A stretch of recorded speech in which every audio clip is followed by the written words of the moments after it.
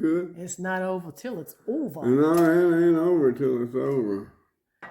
Well, someone wanted to know if you could talk about Chris O'Dell. Yeah, And, yeah. as I mentioned that she'd had a falling out with Eric, and that hasn't changed. I didn't keep up with a whole bunch of personal stuff, but Good for you. with what was the goings on with her, but she was busy. She was the only person that actually had a job out of all the people that I knew, and I was running with all of them. George, Patty, Eric. Alice, Orange B. Gore, all those people. Nobody had a job. All the musicians. Nobody had a job. Well, but she was the only sign. one, and she was a runner. I don't mean a runner, but she was, in those days, didn't have all this, communication. So she would have to bring papers from the Apple office, from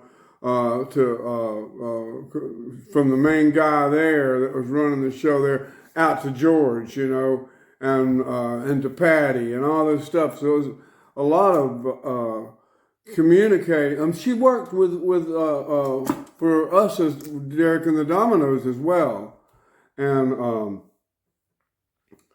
tried to keep order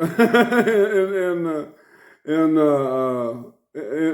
things, and but I don't know. See, I wasn't. I didn't look at her in any other way except as a friend, and I always thought she's the only one that has a job around here. Everybody else just kind of kicked back, Well, apparently George thought the same thing, Yeah, well, it seemed like everybody, she was having fun with all around, except, with me.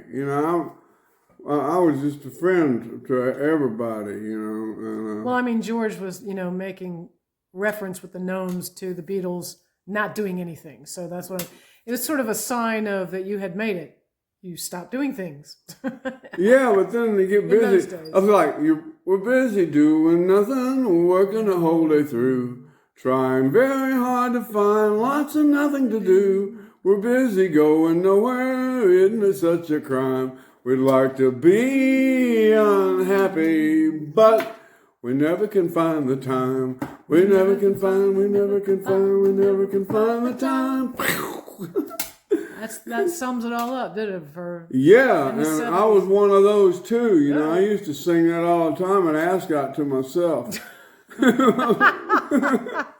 Yeah, sitting out there, or in Ringo's house, with 28 rooms with a cinema and everything, bouncing around in there like a BB in a number 2 wash tub. Did you ever use the cinema?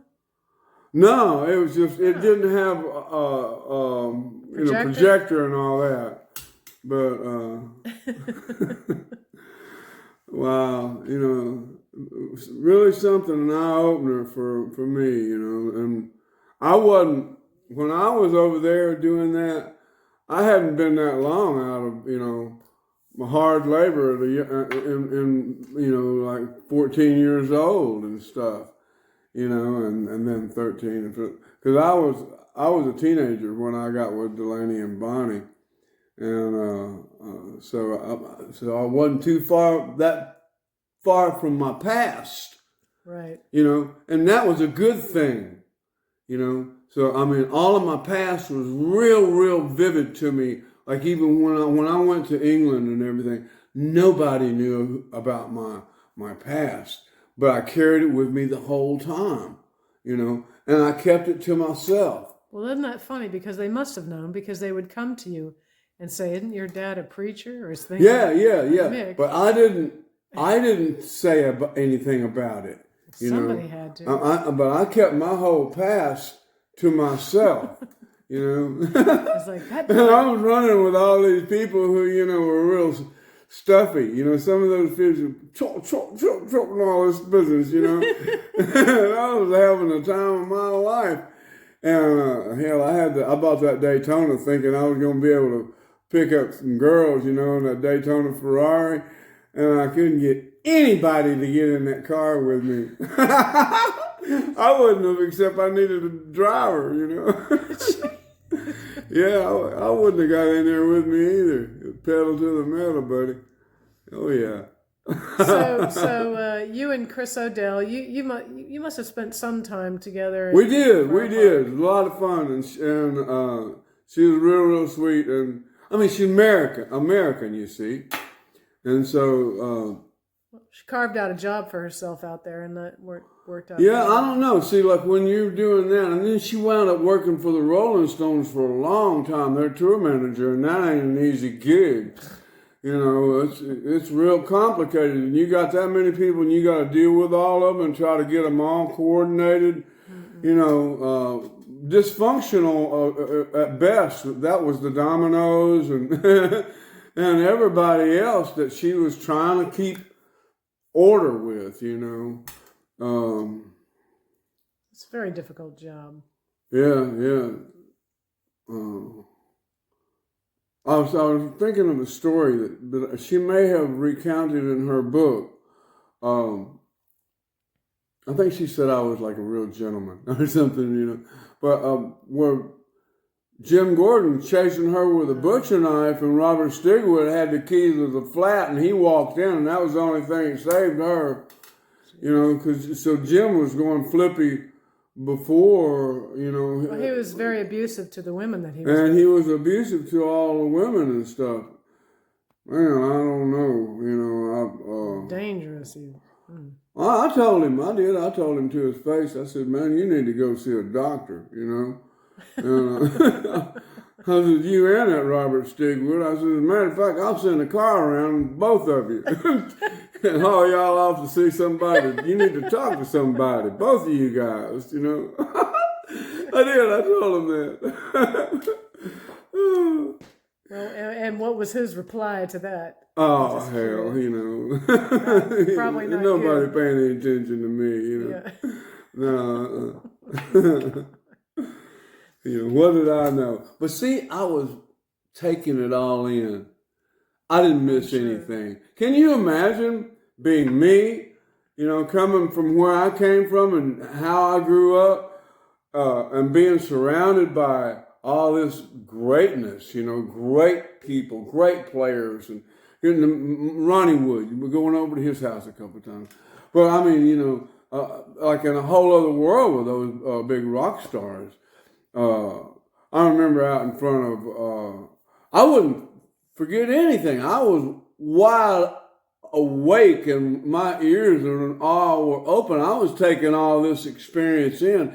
Everything everybody said and did, you know. I was there. It was like I was collecting all this information for now, you know, without realizing that's what I was doing. You know, kind of like the bee, you know, going from flower to flower and collecting all that for now. So that must have been part of my mission here, you know, is to make sure that some of this stuff doesn't get lost along the wayside, you know. Well, it does get lost because people keep trying to rewrite. Oh, they keep trying to rewrite history all the time, but you can't rewrite me because I am history, you know. I am that. I was a part of that, you know. So what I speak is absolute, straight from the horse's mouth, you know. And me being that horse, you know, I was there. Well, you have a very vivid memory, and if there is something that may be awry, you know, or something, and somebody comes back to us and says, "Well, you got this wrong," that's because we're not following that particular person or whatever. No. So some things get, you know, lost. I know what I know. Exactly. You know, I have firsthand knowledge of everything in my entire life, you know. Right. But can you imagine being surrounded with all that Delaney and Joe Cocker, Leon Russell, you know, George Harrison, you know, Eric Clapton, all these, Dave Mason, all these people right down the line, and not be aware of it, you know? Wow, it was. I didn't miss a thing. I did not miss a thing, you know, during that whole part of my life. You know, I knew I was supposed to Well, thank goodness you didn't miss a thing because, I mean, I know that you have said things, and Eric's like, how can you remember, like, writing that? How can you remember these things? Because he has a hard time remembering anything. Yeah, well, I'm in tune, you know, with me. And, But here again, I mean, if you think about Eric's career started very young, and he was, you know, way up there from a young age. yeah. And where you came from, like you said, of course you're going to retain all that stuff. It was all so amazing and huge. You Yeah. wouldn't forget it. When he forgets things, you know, because it doesn't mean as much. I forget things that that I'm not related to, that I don't really get anyway. Right. I tend to forget things like that, you know, daily things. But my past and and what I'm doing, you know, I don't forget Well, your any part, of that. the part that you played and what you My were doing. role that I played in all that. Wow. You know, I got a well of influence that's real deep and real thick with it. You know, influence. I got something from everybody I was ever around. I did. I took something. Klaus Woman. I mean, I can hear him playing. You know, all these people. Alan White. You know, I got something from all of them. You know, because I'm a multi-instrumentalist, so I mean, I'm all really keen with drums. You know. And I was with my first instrument. I was a first chair drummer in school and stuff. Most folks don't know that. Wrote marches and do all that stuff. But yeah, I'm dialed in on who I am, what I've been doing, you know, and my role I played in all of that. You know, I didn't miss anything. You know, because I wasn't, and I didn't start doing drugs and alcohol until after all that went, until after the Dominoes, you know, in the middle of it, it started happening, okay? It really did. It started happening. And,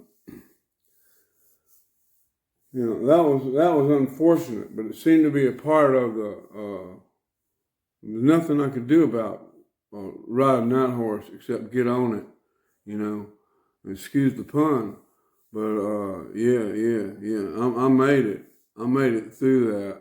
It's a wonder sometimes to myself how I did, you know, but I did because I was supposed to. And I remember everything about that, and when I was going through all of that, I remember everything, all of it. You know, sometimes I wished I didn't, you know, but it's all there in my face.